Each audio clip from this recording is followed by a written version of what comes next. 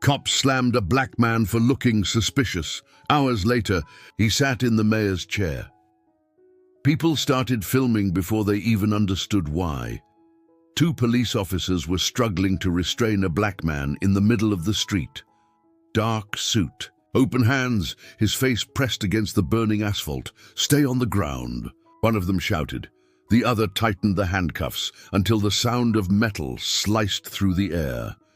The man tried to speak, but the weight of a knee on his neck silenced every word. Around him, bystanders filmed, trembling phones. Confused eyes, someone asked, "What did he do?" No one knew, no one answered. A woman from the sidewalk whispered, "He was just walking." The silence that followed hurt more than the noise. The younger officer lowered his eyes. For a moment he seemed to hesitate. That's when he saw what had fallen from the man's briefcase, a golden badge stained with dust. The name gleamed for a second, reflecting the morning sun, Marcus Reed. The officer didn't read the rest, but if he had, he would have seen the words, "Mayor-elect of Kingsport, Alabama." In Kingsport, color still came before name. The moment of the assault had been recorded, and the video spread within minutes. It showed the black man in a suit being thrown down, handcuffed, silenced by force. 40 seconds that split the city like lightning. In the comments, words rose like walls. Some wrote, "He should have complied." Others replied, "He did." The whole time, and while the screens burned, hearts stayed cold. At the station, Marcus Reed sat, still in cuffs. The metal bit his wrists, his body ached, but his gaze stayed unbroken. 2 officers watched from afar, laughing quietly, like they weren't looking at a man, just an inconvenient body. Marcus said nothing.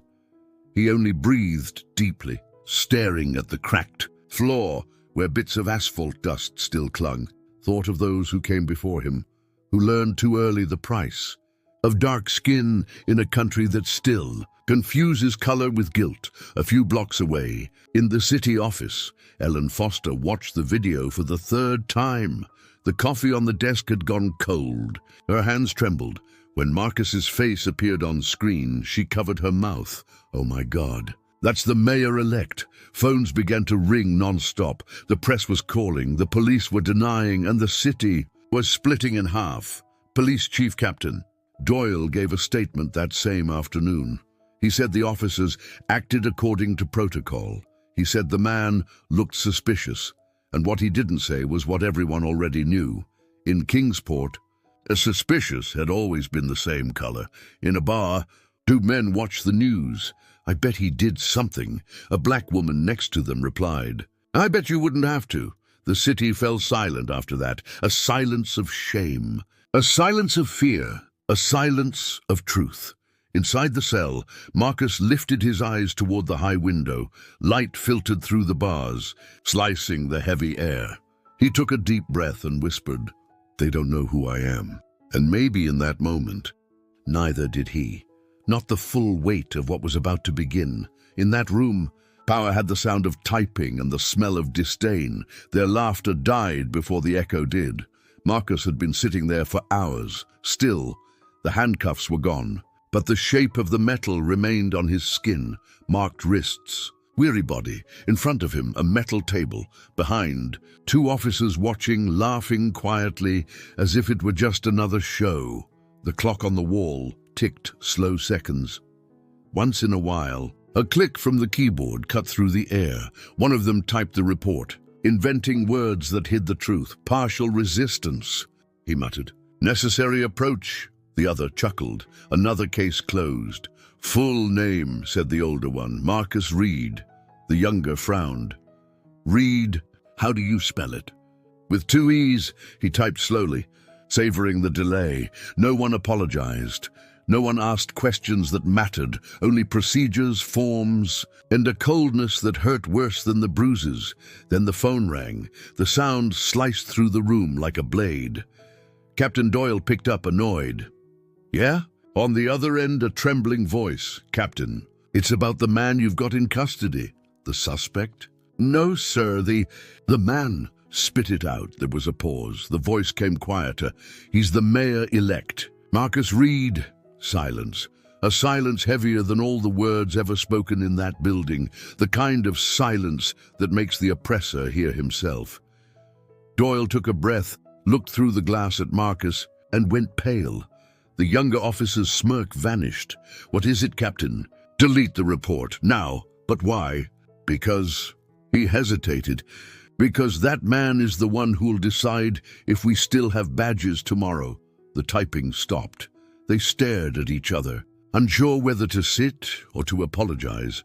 Doyle let the phone drop onto the desk. The voice that once barked now whispered, "My God, what have we done?" Marcus raised his eyes. He said nothing, just looked at them, a calm, steady, unhurried, and in that instant power changed sides. Minutes later, he was released.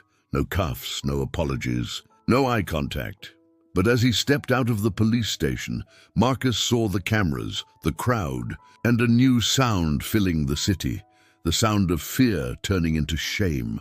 No one controlled anything after that, not the words, not even the air. He didn't ask for punishment. He asked for conscience. Outside the station, the morning light stung his eyes. Marcus walked slowly, steady steps, but his body still throbbed. People parted around him, giving space, filming, trying to understand who that man with the marked face was. The man who didn't say a word. A reporter stepped closer.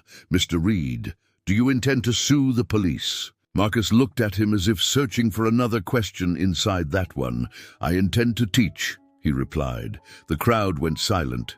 It was a simple sentence, but spoken with the calm of someone who knows the weight of what he carries.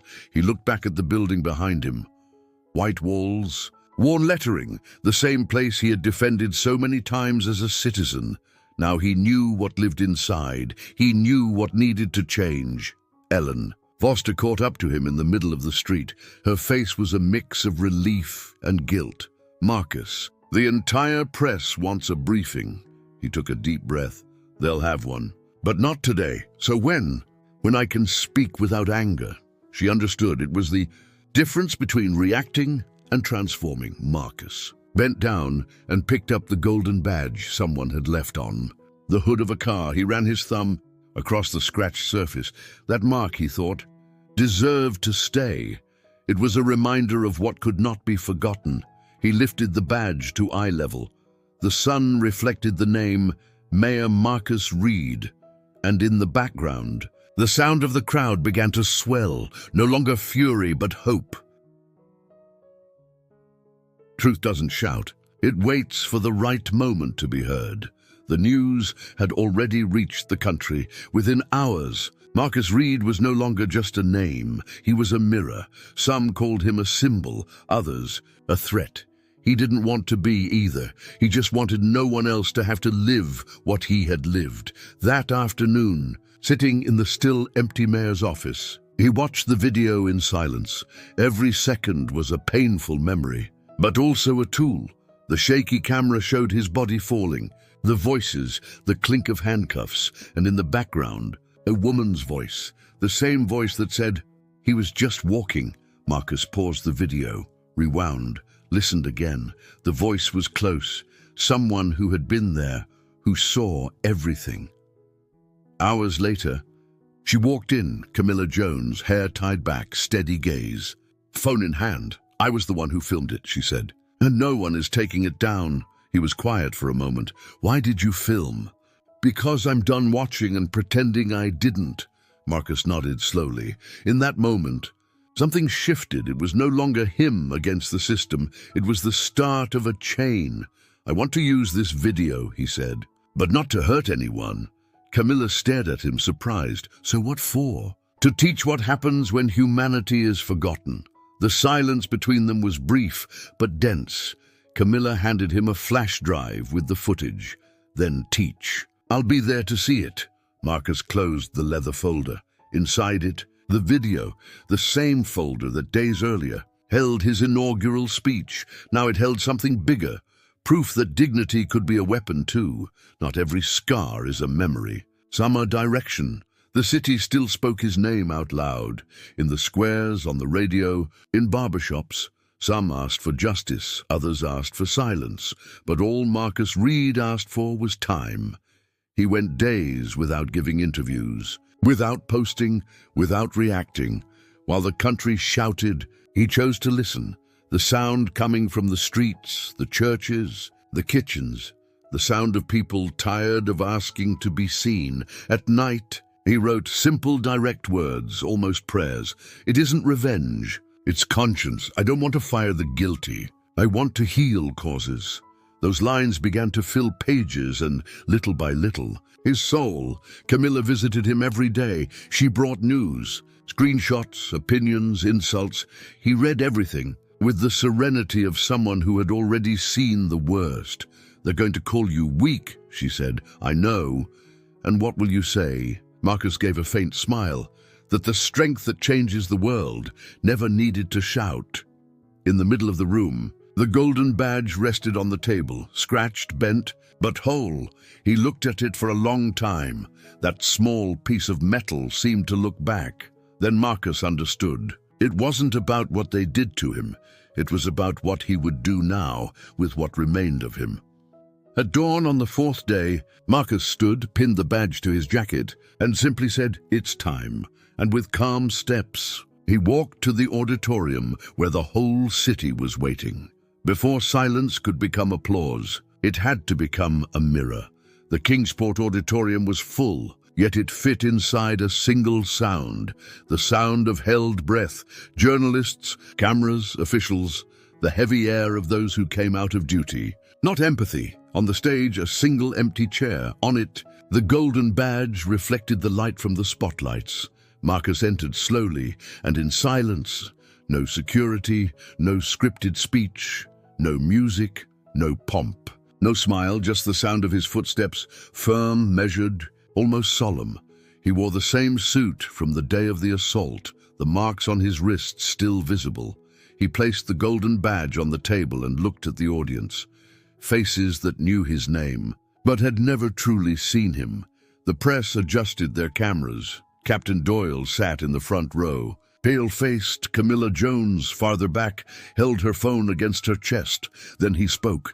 "My name is Marcus Reed, and before I stood here, I was on the ground. Before I was a mayor, I was a man. And before I was a man, I was a suspect." The words fell like weight. No one moved. He breathed slowly. "I was born here, in Kingsport. My father was a history teacher.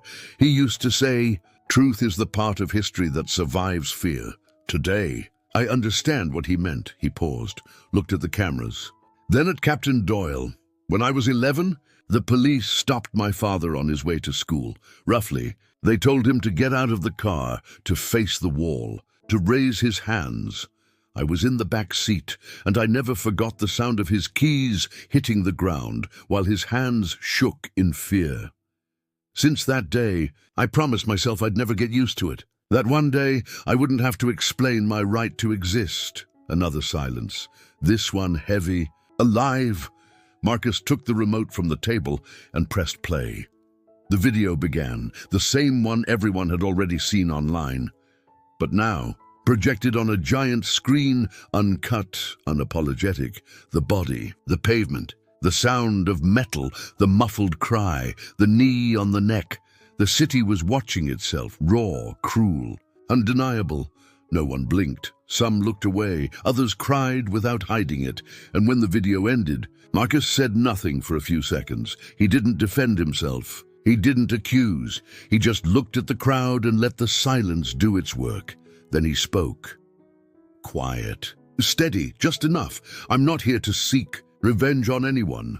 I'm here to try to heal what has sickened us. What happened to me wasn't an exception, it was a symptom. I am the reflection of what this country still tries to hide between the lines. I was handcuffed for wearing a suit in the wrong neighborhood, but there are people handcuffed every day. Even when they don't see the cuffs, in schools, in workplaces, in the looks, in the fear of crossing the street." His voice began to deepen. Not anger. Grief turned into faith. What they did to me isn't new. The difference is, this time someone filmed it, and maybe that's why God allowed me to stand. "Back up." So no one else would have to fall. He lifted the badge. The lights glimmered on the scratched metal. This badge fell into the dirt with me. Today, it returns to the desk. I don't clean the marks, because they remind me where I came from, and they remind me that dignity isn't a gift, it's resistance. A murmur rippled through the crowd. Captain Doyle wiped his tears without hiding. Camilla, standing in the back, cried like she was praying. Marcus took one last deep breath. So I don't want revenge, I want change. And change doesn't start in law, it starts in conscience. Silence, then applause. At first timid, then stronger, then uncontrollable. They weren't political applause, they were human. That night, no one left the auditorium the same. But what Marcus didn't yet know was that the video, that very same one, would cross city lines and ignite an entire nation. What began with a body on the ground became a mirror for the entire nation. Kingsport woke up different. The streets seemed quieter, as if the city itself was ashamed of its own echo. People walked slowly, looking down at the asphalt that had once swallowed a man's dignity. The video from the press conference had crossed border cities Marcus had never set. Foot in began speaking his name like a promise. In Detroit, young people held signs with his words. It's not revenge, it's conscience. In Houston, teachers played the video in their classrooms. In Los Angeles, rideshare drivers sat in silence for 1 minute, each inside their own car, yet together for the first time. Social media filled with similar stories. Men, women, teenagers sharing their small daily handcuffs, and every story ended the same way. I won't stay silent anymore. Camilla Jones was invited to speak at universities. She told the story without putting herself at the center. I just pressed record, she said. What changed the world was what came after. Marcus followed everything from a distance. From his office window, he watched the movement in the streets, the banners, the embraces. The city seemed to breathe a different air, still heavy, but cleaner. He knew that moment wasn't about him. It was about everyone who shared the same fear of walking, of speaking, of existing. The pain of one man, he told the press, is too small to explain what we're trying to heal, but it's big enough to begin. And as night fell, a crowd gathered in front of City Hall, thousands of lit candles. No one spoke. The collective silence replaced the shouting, as if, for one brief moment, the entire country had learned how to listen. But the same flame that lights can also burn. The vigil continued in silence. Candles, cameras, eyes, the kind of peace that frightens those who never understood it. Then came the horns. 3 pickup trucks turned the corner, blaring, headlights flashing, flags waving. White men with uncovered faces, faces of anger. Not courage, the shouts came fast. This is manipulation. You're staining the name of this city. The sound tore through the silence like a siren. Some people ran, others raised their hands, trying to calm things down. Camilla, near the steps, looked up. Marcus was there, standing at the door of City Hall, watching. She saw him whisper something to the aide beside him, then step down 2 stairs, but he didn't move closer to the chaos. He stopped. Halfway, don't go, the aide said. They need to see I'm not afraid. And he stayed. Didn't shout, didn't fight, just stood there, in a simple suit, his face tired. The same look from the video that had changed the country. One of the men got too close. Local police intervened, quickly, tense, without violence. The group was restrained, escorted away. No injuries, no shots fired. When calm returned, Marcus walked down the remaining steps. He picked up one of the candles that had fallen, its flame out. He relit it from another candle, lifted it, and said just one sentence. If we blow out every time fear breathes, there'll be no light left at all. A murmur rose around him. People began to hum softly again. It wasn't victory, it was survival. Camilla came up beside him. You could have been killed. I know, and you still went down. There, because if fear locks me inside, they win just the same. Far away, the truck headlights faded, only the sound of horns lingered. a reminder that hatred hadn't simply vanished, but the real fall makes no noise, only silence and shame. The next morning, Kingsport was still suspended. Images of the vigil filled the headlines. Marcus, holding the candle in his hands, surrounded by chaos and courage, a symbol of a calm no one else seemed to have anymore. Inside City Hall, the phone wouldn't stop ringing. Governors, journalists, activists, but what Marcus was waiting for wasn't a call. It was presence, and it arrived.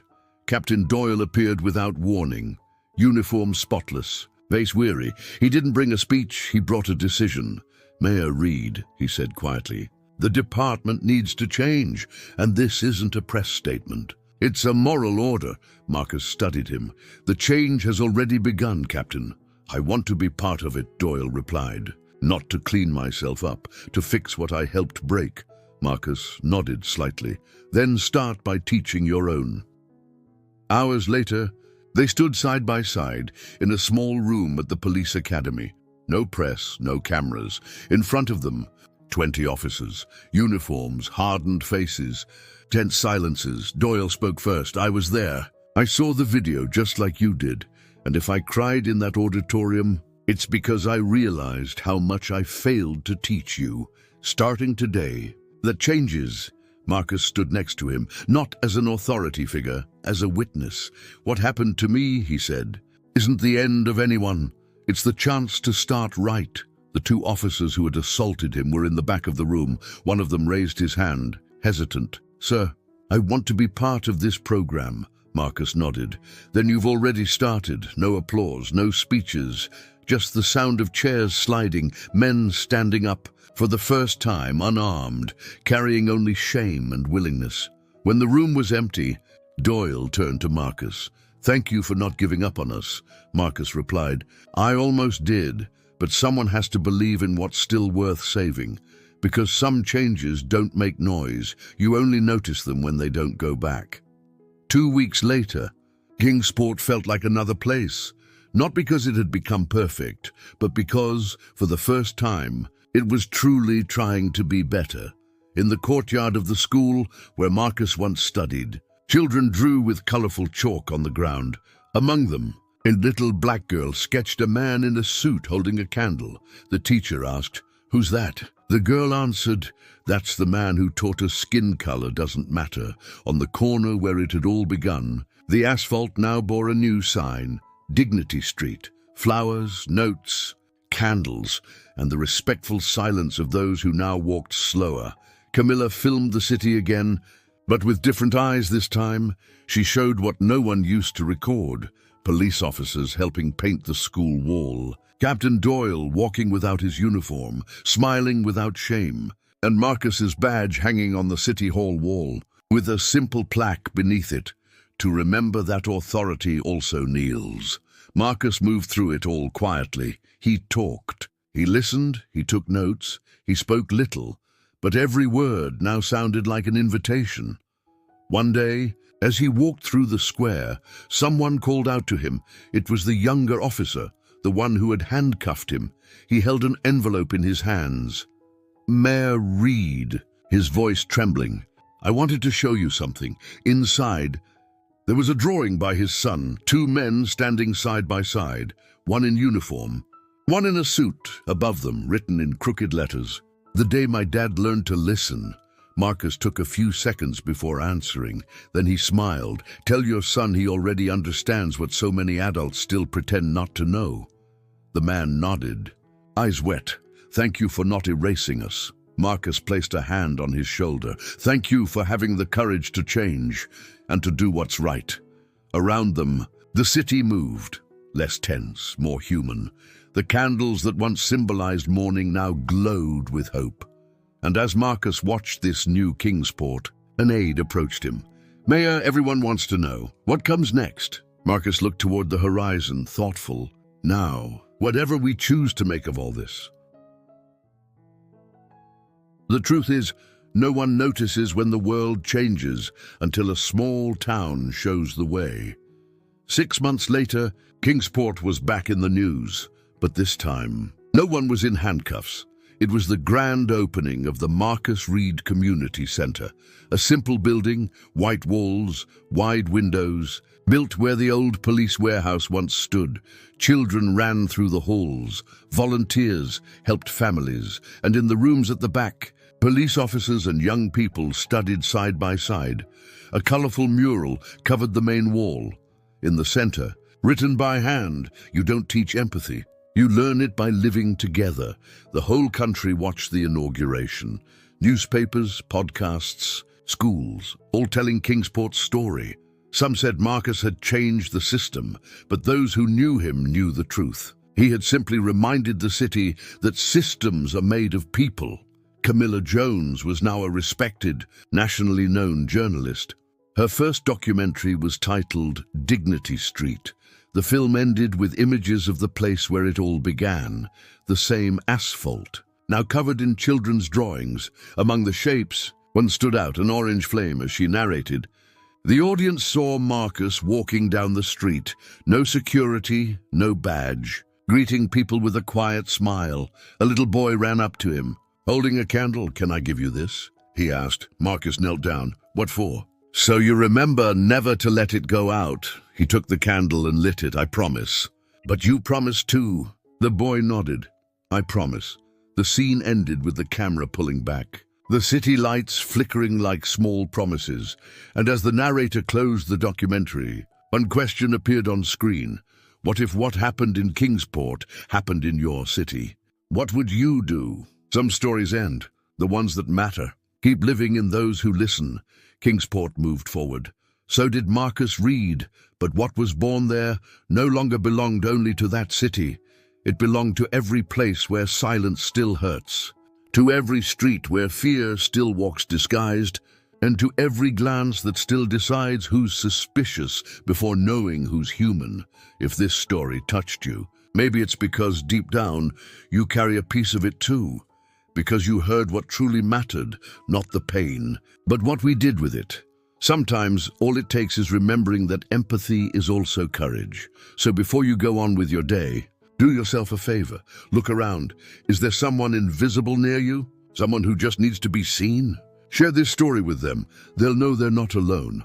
Now tell me, which part of this story made you feel the most? Like, if you believe conscience is also action, and subscribe to this channel to hear other stories that don't ask for revenge, they ask for empathy, because silence never protected anyone, and every time a voice rises, even trembling, a piece of the world begins to heal.